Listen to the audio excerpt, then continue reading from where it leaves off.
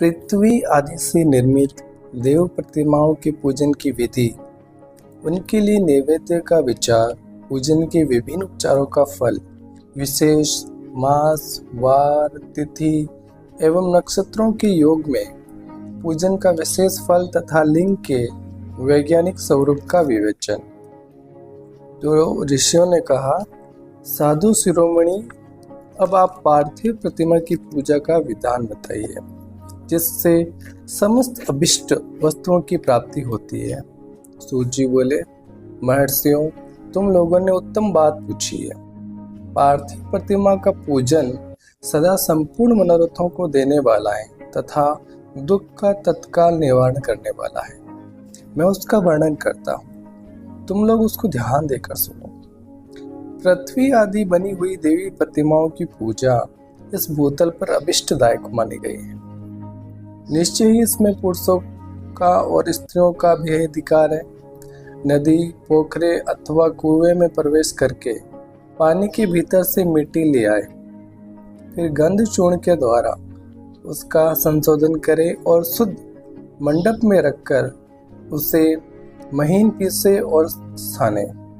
इसके बाद हाथ से प्रतिमा बनाए और दूध से उसका सुंदर संस्कार करे। उस पर अंग प्रत्यंग अच्छी तरह प्रकट हुए हो तथा वह सब प्रकार के अस्त्र शस्त्रों से संपन्न बनाई गई हो।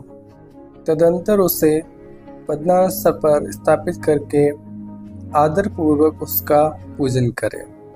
गणेश जी, सूर्यदेव, विष्णु जी, दुर्गा माँ और शिव जी की प्रतिमा का, शिव का एवं शिवलिंग का द्विजों को सदा पूजन करना चाहिए। षोडशोपचार पूजन जनित फल की सिद्धि के लिए 16 उपचारों द्वारा पूजन करना चाहिए। पुष्प से प्रोक्षण और मंत्र पाठ पूर्वक अभिषेक करें। अग्निहीन के चावल से नैवेद्य तैयार करें। सारा नैवेद्य एक कुंडव लगभग पाव भर होने चाहिए। घर में पार्थिव पूजन के लिए एक कुंडव और बाहर किसी मनुष्य द्वारा स्थापित शिवलिंग के पूजन के लिए एक प्रस्थ शेर पर नैवेद्य तैयार करना आवश्यक है। ऐसा जानना चाहिए, देवताओं द्वारा स्थापित शिवलिंग के लिए 3 सेर नैवेद्य अर्पित करना उचित है और स्वयं प्रकट हुए स्वयंभू लिंग के लिए 5 सेर। ऐसा करने पर पूर्ण फल की प्राप्ति समझनी चाहिए। इस प्रकार सहस्त्र बार पूजा करने से द्विजय सत्य लोक को प्राप्त कर लेता है। 12 अंगुल चौड़ा, इससे दूना और 1 अंगुल अधिक अर्थात 25 अंगुल लंबा तथा 15 अंगुल चौड़ा जो लोहे या लकड़ी का बना हुआ पात्र होता है उसे विद्वान पुरुष शिव कहते हैं। उसका 8वां भाग प्रस्थ कहलाता है जो 4 कुंडों के बराबर माना गया। मनुष्य द्वारा स्थापित शिवलिंग के लिए 10 प्रस्थ, ऋषियों द्वारा स्थापित शिवलिंग के लिए 100 प्रस्थ और स्वयंभू शिवलिंग के लिए 1 सहस्त्र प्रस्थ निवेदन किया जाए तथा जल, तेल आदि एवं गंध द्रव्य की भी यथा योग्य मात्रा रखी जाए। तो ये उन शिवलिंगों की महापूजा बताई जाती है। देवता का अभिषेक करने से आत्म शुद्धि होती है, गंध से पुण्य की प्राप्ति होती है, नैवेद्य लगाने से आयु बढ़ती है और तृप्ति होती है। धूप निवेदन करने से धन की प्राप्ति होती है, दीप दिखाने से ज्ञान का उदय होता है और तांबूल संपूर्ण समर्पण करने से भोग की उपलब्धि होती है। इसलिए स्नान आदि 6 उपचारों को यत्न पूर्वक करें। नमस्कार और जप, ये दोनों संपूर्ण अभिष्ट फल को देने वाले हैं। इसलिए भोग और मोक्ष की इच्छा रखने वाले लोगों को पूजा के अंत में सदा ही जप और नमस्कार करने चाहिए। मनुष्य को चाहिए कि वह सदा पहले मन से पूजा करे, फिर उन उपचारों से करे और देवताओं की पूजा उन देवताओं के लोगों की प्राप्ति होती है तथा उनके अवान्तर लोक में भी यथेष्ट भोग की वस्तुएं उपलब्ध होती है। अब मैं देव पूजा से प्राप्त होने वाले विशेष फलों का वर्णन करता हूँ, जो तुम लोग सदा श्रद्धा पूर्वक सुनो। विघ्नराज गणेश जी की पूजा भूलोक में उत्तम अभिष्ट वस्तु की प्राप्ति होती है। शुक्रवार को श्रावण और भाद्र मास के शुक्ल पक्ष की चतुर्थी और पौष मास में शतभिषा नक्षत्र के आने पर विधि पूर्वक गणेश जी की पूजा करनी चाहिए। 2 या सहस्त्र दिनों में 100 या सहस्त्र बार पूजा करें।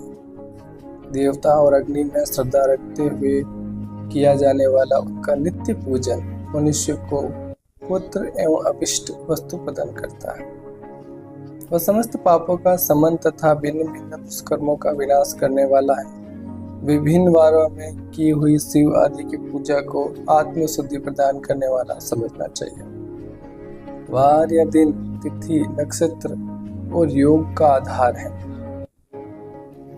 समस्त कामनाओं को देने वाला है, उसमें वृद्धि और क्षय नहीं होता है, इसलिए उसे पूर्ण ब्रह्म स्वरूप मानना चाहिए। सूर्योदय काल से लेकर सूर्य काल आने तक एक वारण की स्थिति मानी गई है, जो ब्राह्मण आदि सभी वर्णों के कर्मों का आधार है। विहित तिथि के पूर्व भाग में की हुई देव पूजा मनुष्य को पूर्ण भोग प्रदान करने वाली होती है। यदि मध्याह्न के बाद तिथि का आरंभ होता है तो रात्रि युक्त तिथि का पूर्व भाग पितरों के श्राद्ध आदि के कर्म के लिए उत्तम बताया जाता है। ऐसी तिथि का प्रभाग ही दिन से युक्त होता है, अंत वही देव कर्म के लिए प्रशस्त माना गया है। यदि मध्याह्न काल तक तिथि रहे तो उदय वाकिनी तिथि को ही देव कार्य में ग्रहण करना चाहिए। इसी तरह शुभ तिथि एवं नक्षत्र आदि ही देव कार्य में ग्राह्य होते हैं। वार आदि का भली भांति विचार करके पूजा और जप आदि करने चाहिए। वेदों में पूजा शब्द के अर्थ की इस प्रकार की योजना की गई है। पूजायते अन्मेन इति पूजा, यह पूजा शब्द की उत्पत्ति है। पू का अर्थ है भोग और फल की सिद्धि। वह जिस कर्म से संपन्न होती है उसका नाम पूजा है। मनोवांछित वस्तु तथा ज्ञान, ये अभिष्ट भोग अपेक्षित होता है और निष्काम भाव वाले को अर्थ परमार्थिक ज्ञान, ये दोनों ही पूजा शब्द के अर्थ हैं। इनकी योजना करने से ही पूजा शब्द की सार्थकता है। इस प्रकार लोक और वेद में पूजा शब्द का अर्थ विख्यात है। नित्य और नैमित्तिक कर्म कालांतर में फल देते हैं, किंतु काम्य कर्म का यदि भली भांति अनुष्ठान हुआ हो तो वह तत्काल फल होता है। प्रतिदिन एक पक्ष, एक मास, एक वर्ष तक लगातार पूजन करने से उन कर्मों के फल की प्राप्ति होती है और उनसे वैसे ही पापों का क्रमशः क्षय होता है। प्रत्येक मास के कृष्ण पक्ष की चतुर्थी तिथि को की हुई महागणपति की पूजा एक पक्ष के पापों का नाश करने वाली और पक्ष तक उत्तम भोगी रूपी फल देने वाली होती है। चैत्र मास में चतुर्थी को की हुई पूजा एक मास तक की गए पूजन का फल देने वाली होती है। और जब सूर्य सिंह राशि पर स्थित हो उस समय भाद्र मास की चतुर्थी को की हुई गणेश जी की पूजा एक वर्ष तक मनोवांछित भोग प्रदान करने वाली होती है। श्रवण मास के रविवार को हस्त नक्षत्र से युक्त सप्तमी तिथि को तथा माघ शुक्ला सप्तमी को भगवान सूर्य का पूजन करना चाहिए। ज्येष्ठ तथा भाद्र मास के बुधवार को श्रवण नक्षत्र से युक्त द्वादशी तिथि को तथा केवल द्वादशी को भी किया गया भगवान विष्णु का पूजन अभिष्ट संपत्ति को देने वाला माना गया है। श्रावण मास में की जाने वाली श्री हरि की पूजा अभिष्ट मनोरथ और आरोग्य प्रदान करने वाली होती है। अंगों एवं उपकरणों सहित पूर्वोक्त गो आदि बाहर वस्तुओं को दान करने से जिस फल की प्राप्ति होती है उसी को द्वादशी तिथि में आराधना द्वारा श्री विष्णु तृप्ति करके मनुष्य प्राप्ति कर लेता है। जो द्वादशी तिथि को भगवान विष्णु के 12 नामों द्वारा 12 ब्राह्मणों का षोडशोपचार पूजन करता है, वह उनकी प्रसन्नता प्राप्त कर लेता है। इसी प्रकार संपूर्ण देवताओं के विभिन्न 12 नामों द्वारा किया हुआ 12 ब्राह्मणों का पूजन उन देवताओं को प्रसन्न करने वाला होता है। कर्क की संक्रांति से युक्त श्रावण मास में नवमी तिथि को मृगशीरा नक्षत्र के योग में अंबिका का पूजन करें। वे संपूर्ण मनोवांछित भोगों एवं फलों को देने वाली है। ऐश्वर्य की इच्छा रखने वाले पुरुष को उस दिन अवश्य उनकी पूजा करनी चाहिए। आश्विन मास के शुक्ल पक्ष की नवमी तिथि संपूर्ण अभिष्ट फलों को देने वाली है। उसी मास के कृष्ण पक्ष की चतुर्थी को यदि रविवार पड़ा हो तो उस दिन का महत्व विशेष बढ़ जाता है। उसके साथ ही यदि आद्रा और महाद्रा सूर्य संक्रांति युक्त आद्रा का योग हो तो उक्त अवसरों पर की हुई शिव पूजा का विशेष महत्व माना गया।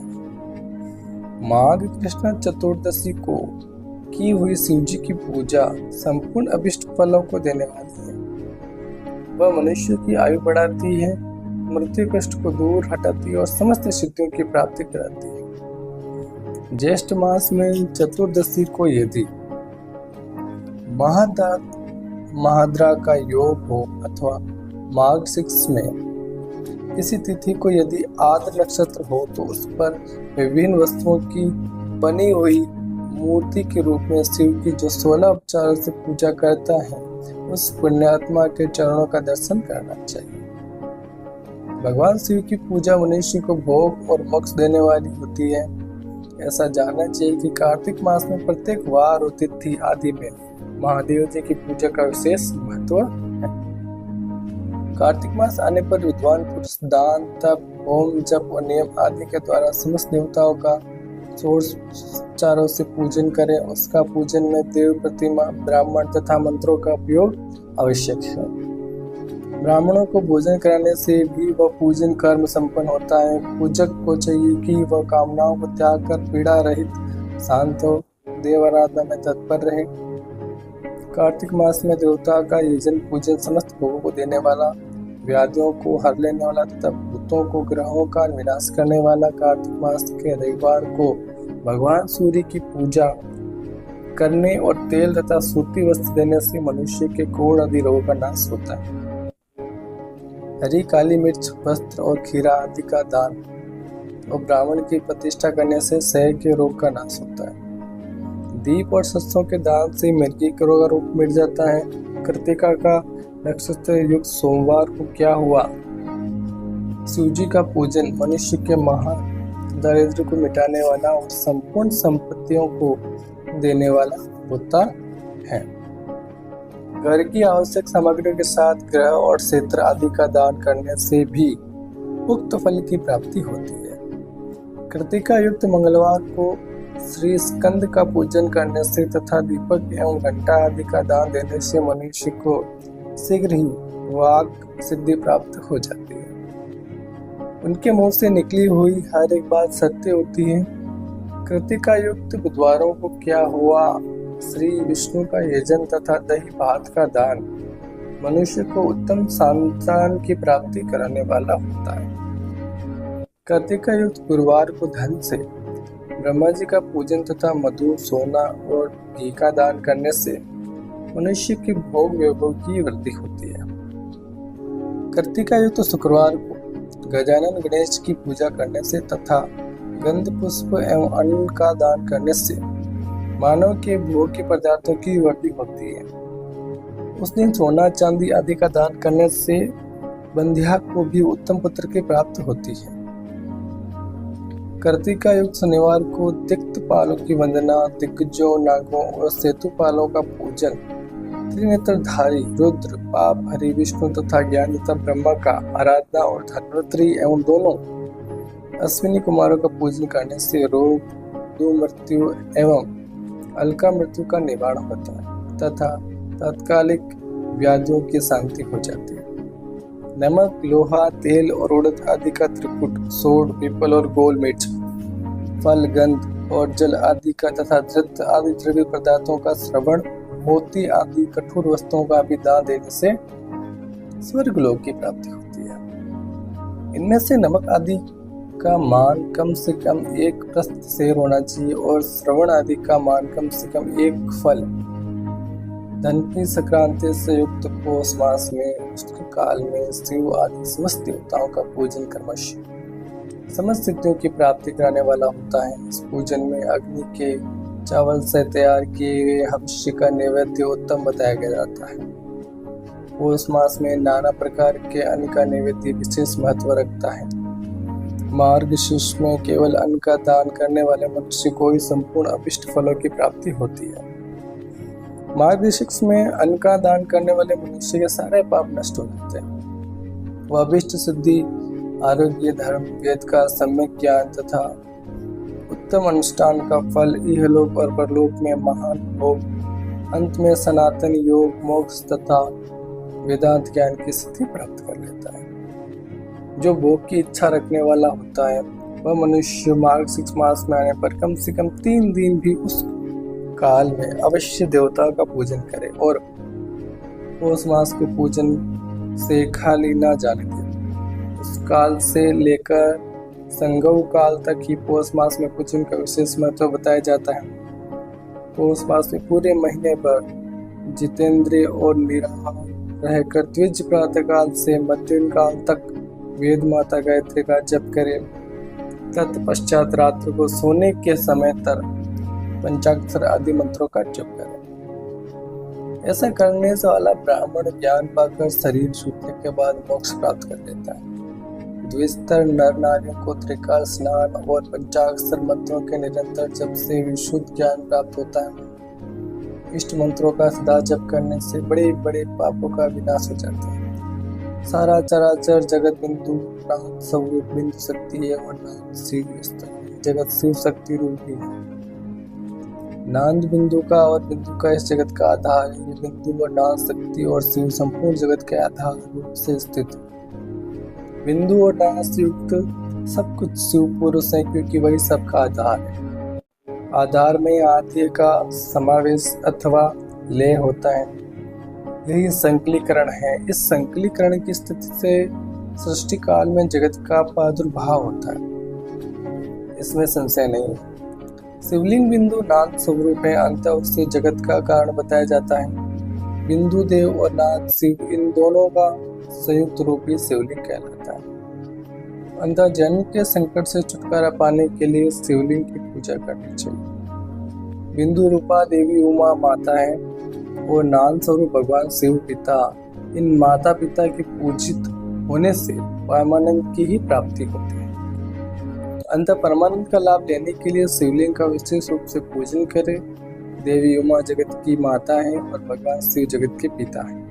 जो इनकी सेवा करता है उस पुत्र पर इन दोनों माता पिता की कृपा नित्य अधिकाधिक बढ़ती रहती है। वे पूजक पर कृपा करके उसे अपना आंतरिक ऐश्वर्य प्रदान करते हैं। अंततः मुनीश्वरों, आंतरिक आनंद की प्राप्ति के लिए शिवलिंग को माता पिता का स्वरूप मानकर उसकी पूजा करनी चाहिए। धर्म भर्ग शिव पुरुष रूप है और भर्गा शिवा अथवा शक्ति प्रकृति कहलाती है। अव्यक्त आंतरिक अधिष्ठान रूप गर्भ को पुरुष कहते हैं और सुव्यक्त आंतरिक अधिष्ठान भूत गर्भ को प्रकृति। पुरुष आदि गर्भ है, वह प्रकृति रूप गर्भ से युक्त होने के कारण गर्भवान है क्योंकि वह प्रकृति का जनक है। प्रकृति में जो पुरुष का संयोग होता है यही पुरुष से उसका प्रथम जन्म कहलाता है। अव्यक्त प्रकृति से महत्व आदि के क्रम से जो जगत का व्यक्त होना यही उस प्रकृति का दिव्य जन्म कहलाता है। जीव पुरुष से ही बराबर बारंबार जन्म और मृत्यु को प्राप्त होता है। माया द्वारा अन्य रूप से प्रकट किया जाना ही उसका जन्म कहलाता है। जीव का शरीर जन्म काल से ही जीर्ण छह भाव विकार से युक्त होने लगता है, इसलिए उसे जीव संज्ञा दी गई। जो जन्म लेता है विविध पाशों द्वारा तनाव बंधन में पड़ता है उसका नाम जीव है। जन्म और बंधन जीव शब्द का अर्थ है। अंततः जन्म मृत्यु रूपी बंधन की निवृत्ति के लिए जन्म के अधिष्ठान भूत मातृ पितृ स्वरूप शिवलिंग का पूजन करना चाहिए। गाय का दूध, गाय का दही और गाय का घी, इन तीनों को पूजन के लिए शहद और शक्कर के साथ पृथक पृथक भी रखे हुए सबको मिलाकर सम्मिलित रूप से पंचामृत भी तैयार कर इनके द्वारा शिवलिंग अभिषेक एवं स्नान कराए। फिर दूध और अन्न के लिए मेले से नैवेद्य तैयार करके प्रणव मंत्र के उच्चारण से उसे भगवान शिव को अर्पित करें। संपूर्ण प्रणव को ध्वनिलिंग कहते हैं। स्वयंभूलिंग नाद स्वरूप होने के कारण नादलिंग कहा गया है। यंत्र या अर्ध या बिंदु स्वरूप होने के कारण बिंदु लिंग के रूप में विख्यात है। उनमें अचल रूप से प्रतिष्ठित जो शिवलिंग है वह मकर स्वरूप है, इसलिए मकार लिंग कहलाता है। सवारी निकालने आदि के लिए जो चरलिंग होता है वह कार स्वरूप होने के कारण कारलिंग कहा गया है। तथा पूजा की दीक्षा देने वाले जो गुरु या आचार्य हैं उनका विग्रह आकार का प्रतीक होने से आकारलिंग माना गया। इस प्रकार उकार, मकार, बिंदु, नाद और ध्वनि के रूप में लिंग के 6 भेद हैं। 6 लिंगों की नित्य पूजा करने से साधु जीवन मुक्त हो जाता है, इनमें संशय नहीं है।